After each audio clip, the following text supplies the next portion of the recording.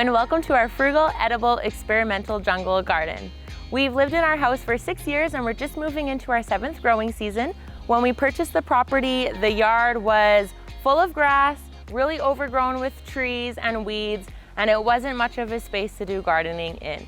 Since we've moved in, I've been slowly digging up section of the yard and transitioning and changing it into growing space for either edible things or for plants that are beneficial for insects or things that just look pretty.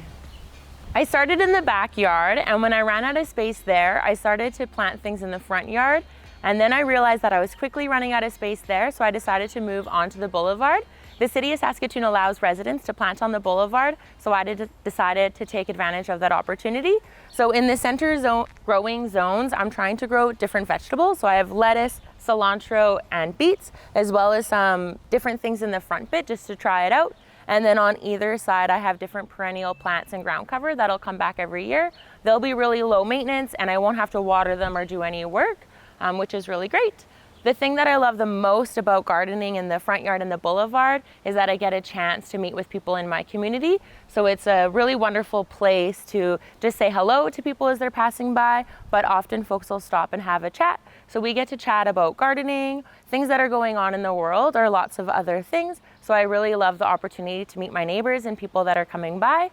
We live on a pretty busy street just because we're close to Broadway and the river, and I love being able to be out here with my kitty and develop a sense of community. So this is one of my best vegetable growing spaces. So I have lettuce, kale, tomatoes, beets, kale, carrots, strawberries, as well as some Haskap bushes and red currants. So I grow lots of edible things in this zone. And another interesting plant that was just a volunteer when we moved in is the yarrow. And the yarrow is a plant that grows naturally in Saskatchewan, and it actually has medicinal properties. So this year I'm going to be drying the plant and then I'll be using it in tea. So I like to use as many plants in my yard that are natural as possible. So there's other places where you'll see there's plantain growing, and if I get a mosquito bite, I'll pick the plantain and I'll rub it against my skin. I also utilize weeds such as chickweed and portulaca, and I'll put those in salads. I've been trying to learn as much from the people who lived in Saskatchewan before, so utilizing their knowledge in my garden, although I'm still just learning. So earlier this spring, this whole space was covered in grass. My neighbor and I decided that neither of us wanted to mow the lawn, so we thought it would be a better idea to be growing some edible plants. So we dug up the grass that was here and then did the lasagna method to establish the bed. So in the bottom layers, we have compostable things like twigs, leaves, and grass, as well as scraps from our house. And then we have some of the free city compost mixed in with some garden soil. We planted our veggies, and then we've done a heavy mulch on top. And the mulch helps to keep down on weeds, and it also means that I don't have to water as much, because even though I have a big garden, I'm a little bit of a lazy gardener, so I like the garden to kind of take care of itself.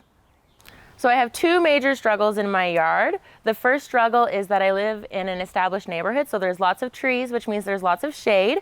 So I'm trying different techniques to deal with that. And the other thing is that I have a lot of birds. So I have plenty of sparrows in my yard, and I realize that I can't beat them, so I just have to work with them. So throughout my yard, I will build this bird netting. So I just get the cheap netting from Dollarama with this stick and a little container on top, and that helps to keep the birds out. But you just need to make sure that it's secured in all areas so birds don't go inside. So this is our backyard zone, and you'll notice that we've utilized pretty much every space that's available. So I do a couple of different methods. I have some boxes that are built out of red cedar, as well as some raised beds. And I do that just because it helps to extend the growing season. So back here, I'm growing things such as beets, strawberries, raspberries, carrots, beans, all sorts of things that are easy to grow. And once they get started, they don't need a lot of maintenance. Because our yard is quite small, I've been trying to think of ways to save space. One of the best ways to do that is to be growing vertically. Because I'm a frugal gardener, I don't want to spend a lot of money on trellises and things to help save space. So what I've been doing is upcycling random objects that we've been finding. There's an apartment building behind us, so I found lots of good things there. The black things that you see are actually part of a wire bed frame that we acquired this year. I've also used a shoe rack, a clothing hanger, bed springs, and I've also just come across little pieces of wood that I've used to build trellises and things as well. And then I create a lot of stuff myself just using string. One of my biggest reasons for gardening is that it really does help to nourish the mind, body, and soul, which is really, really important to me. I think it's really important to be physically healthy. So part of that is getting exercise as well as eating lots of healthy, nutritious food.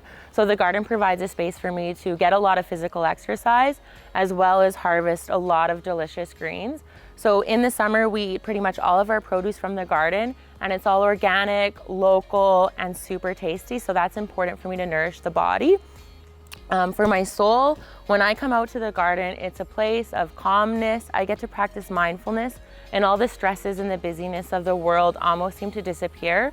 So I like to start every day by coming out to the garden and just doing a walkthrough, and then I'll usually do a little bit of work around the yard if I have time, and then in the afternoons, we'll sit in the sunshine and just enjoy the beauty that the yard provides.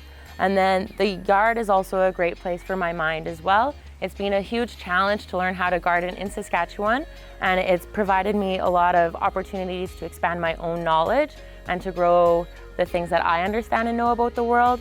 And now that I've been learning so much, I'm getting the opportunity to share that knowledge with my friends and also the students that I teach as well. So the garden is a place for me to really practice holistic health and be happy. So this is the back alley of our house, and as you can see, I've decided to grow back here as well. I'm big into experimenting and just trying new things to see what will happen. So back here, I'm actually growing these plants in almost pure compost, and then I'm also trying to grow some things in buckets as well, which isn't working out that well, but I should have some beautiful sunflowers.